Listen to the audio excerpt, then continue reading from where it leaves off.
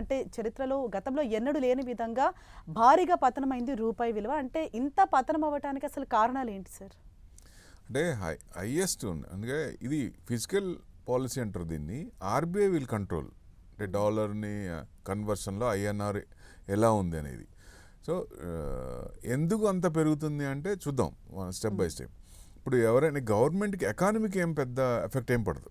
అంటే స్లైట్గా పెరుగుతున్నప్పుడు ఒకసారి, కానీ నిన్న మార్కెట్ పడింది కూడా ఒక రంగా చూస్తే నేను లాస్ట్ 2 days కూడా ఐఎన్ఆర్ కొంచెం ఇన్స్టెంట్గా ఏదైనా ఎఫెక్ట్ ఉంటుంది కానీ లాంగ్ టర్మ్లో పెద్ద ఉండదు. సో ఇది ఆర్బీఐకి సంబంధించింది. It's common, it's natural. పెరుగుతున్నప్పుడు డాలర్స్ అమ్ముతారు, మళ్ళీ పడినప్పుడు కొంచెం బ్యాలెన్స్ చేయడానికి. ఇప్పుడు ఆర్బీఐ ఏమనుకుంటుంది, 88 బిలో ఉండాలని ఎక్స్పెక్ట్ చేస్తుంది. So over a period short టర్మ్లోనే ఇది 88 కంటే కిందకు వచ్చే ఛాన్స్ ఉంటుంది.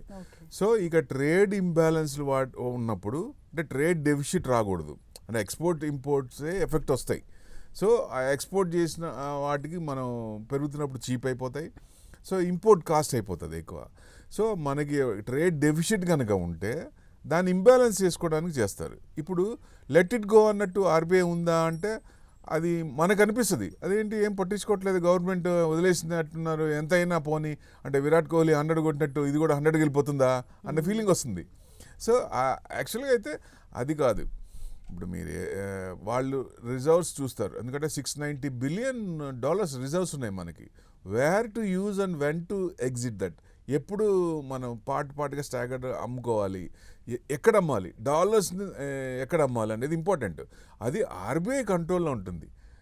మామూలు ఎకానమీకి, మన షేర్ మార్కెట్కి దీనికి సంబంధమే ఉండదు. సో లిటిల్ బిట్ ఎఫెక్ట్ వస్తుంది కానీ పెద్ద మేజర్ ఎఫెక్ట్ ఉండదు దీనికి. కారణాలు ఏంటి, ఇప్పుడు ఇంత సడన్గా విపరీతంగా పెరగడానికి కారణాలు ఏంటంటే మీకు యుఎస్ ట్రేడ్ డీలు ఇది నెక్స్ట్ వీక్ అంటున్నారు, అది కంటిన్యూ పోతూనే ఉంది. అన్సర్టనిటీ కదా. సో ఆ ట్రేడ్ డీల్ అనేది కన్ఫర్మ్ కావాలి.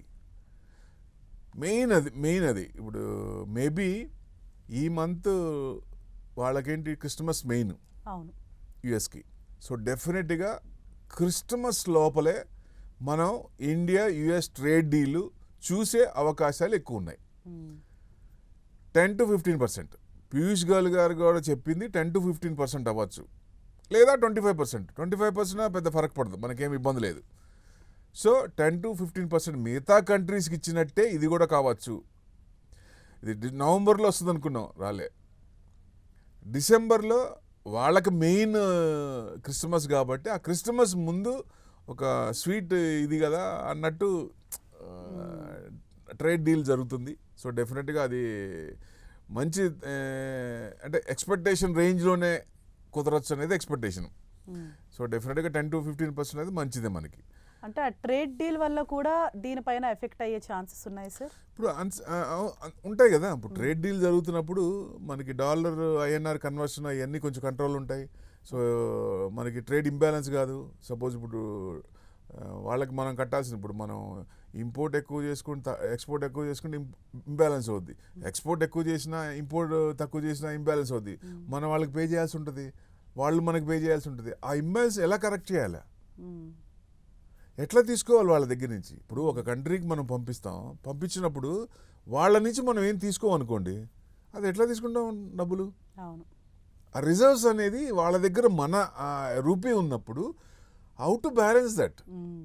అందుకనే డాలర్ రిజర్వ్స్ ఇప్పుడు దాకా ట్రేడ్ ఎప్పుడు జరిగినా డాలర్ కన్వర్షన్లో చేశాం కాబట్టి ఆ డాలర్స్ రిజర్వ్ చేస్తాం. ఇప్పుడు ఏంటి, డాలర్స్ రిజర్వ్ చేసి డైరెక్ట్ కాకుండా డైరెక్ట్గా చేస్తున్నాం, మన కరెన్సీలోనే డైరెక్ట్ చేస్తున్నాం. ఎస్బీఐలో వాస్ట్రో అకౌంట్స్ ఓపెన్ అవుతాయి. వాస్ట్రో అకౌంట్స్ మన డబ్బులు దాంట్లో డిపాజిట్ చేస్తాం. ఏ కంట్రీకి అయితే చేస్తున్నామో, సపోజ్ చైనాకి అనుకోండి, దాంట్లో ఇది చేస్తారు.